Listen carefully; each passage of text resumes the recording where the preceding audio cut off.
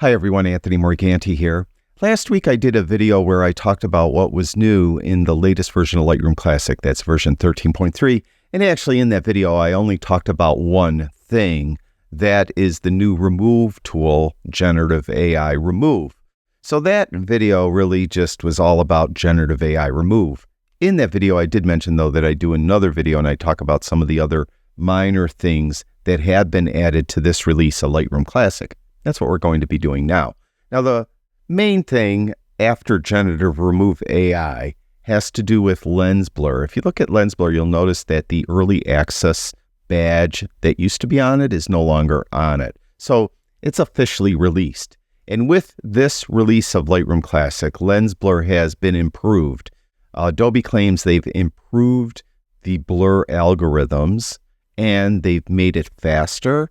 And they've made it, if you use Apple Silicon, to take advantage of Apple Silicon. Now, I am on an iMac, but this iMac has Intel in it. It does not have Apple Silicon. So it doesn't matter for me on my iMac. But we'll apply it to this image. And the operation of it is pretty much the same. You can see, though, that it went relatively quickly because it does have to analyze the image. It has to try to create a depth map and tries to find what the subject in the scene is. Of course, it is the lady is the subject in the scene. So they're going to make sure that the subject is in perfect focus. And then it's going to apply some blur with depth behind the subject and at times in front of the subject. Now, she's pretty close to the camera, so there's really no blur in front of her. But you can see it did a pretty good job. And you do have options for bokeh. By default, you'll have this just round bokeh. And if I go next to that, you'll see it's hollowed out. It's really the specular highlights where you need to look. In the background, you can see there's a lot of specular highlights. So there's the round bokeh.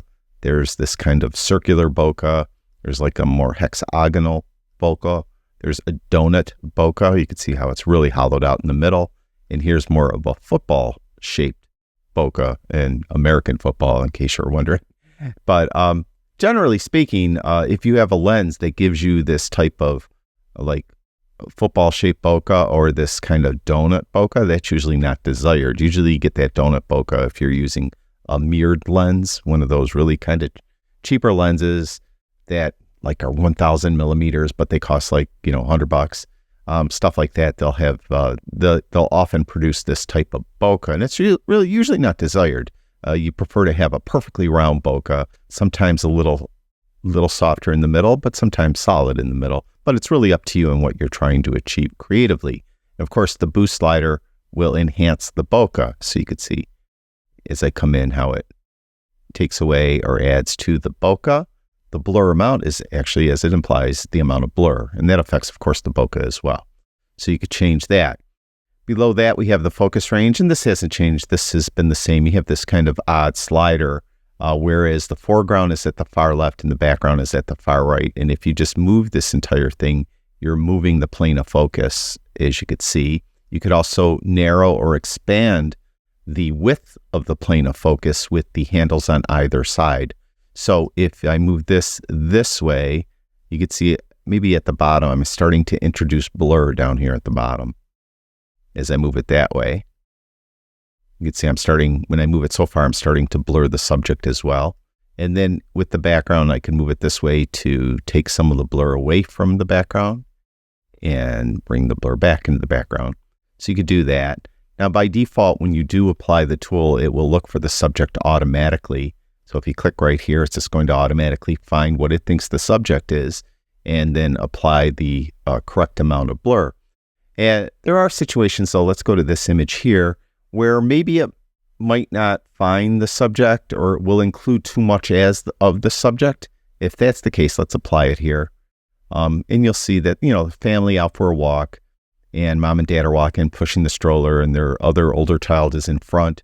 And you can see that they're all pretty much in focus as far as this tool is concerned. But let's say, for the sake of argument, that you want mom and dad and little baby to be more out of focus. What you could do is you could click this tool right here, and then you could either draw like a rectangle or a square over the area you want in focus, or just click once. Now on this, I'm just going to click over this child's face right here, And you can see I drew that rectangle. Now you see how it's more blurred directly behind the child. Here, let me turn it up. As opposed to when the actual tool or the actual automatic worked when I clicked there. See how that looked compared to this.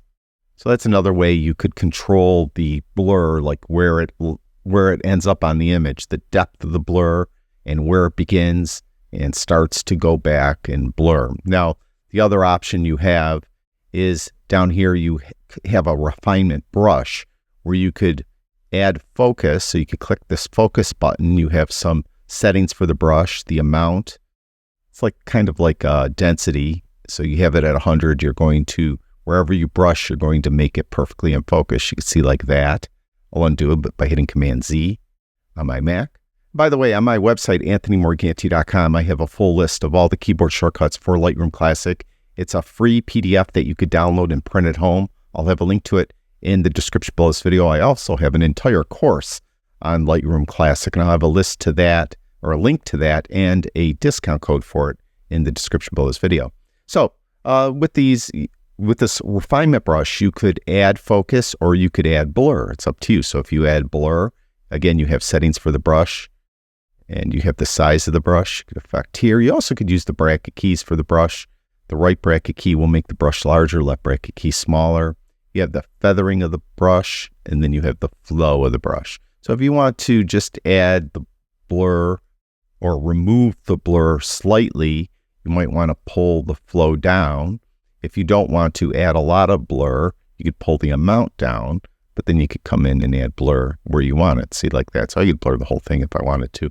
But let's just go back to the factory settings and factory set that totally, turn on this and let it do its thing. And you see, you also could just visualize the depth. If you click here, it may take a second to kick in, but you'll get kind of a heat map. And wherever it's warm, that's going to be more in focus than wherever it's cool. So the cooler colors are out of focus.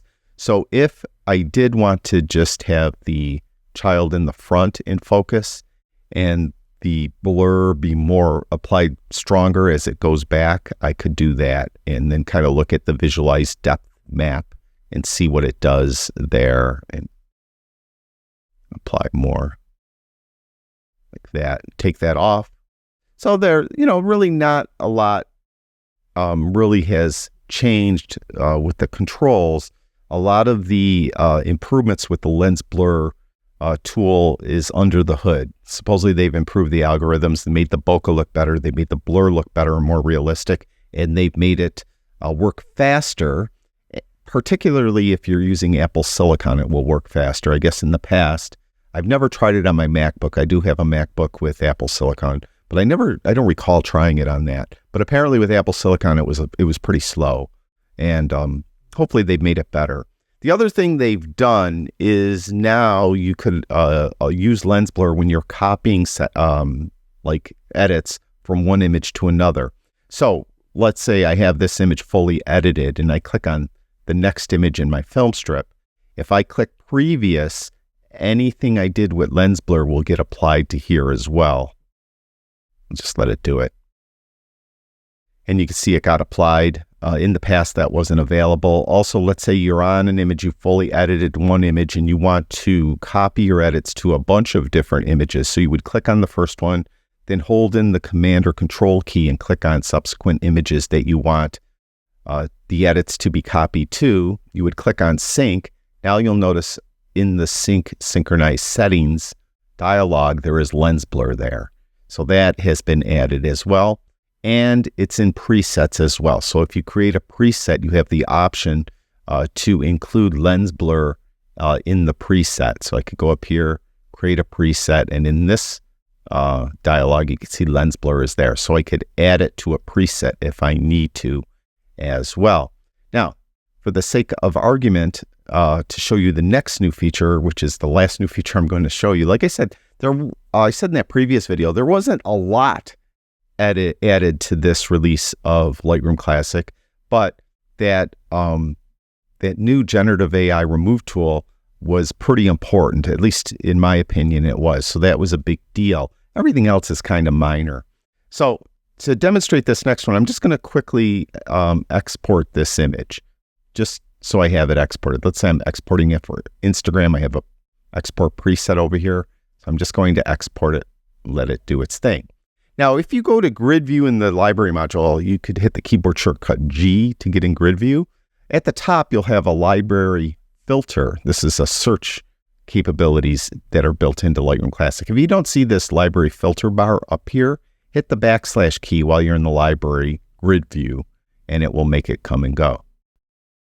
If you go to attribute, there is a new attribute you could search for, images that have been exported. So if you click on that, you'll get all the images in the folder or collection that you've been in that have been exported. And you can see I exported these 2 images there. So just like that, or you could search for images that weren't exported by clicking there. So that is new in this latest version of Lightroom Classic, version 13.3. And that's it. That's really all that's significant. There's some minor things.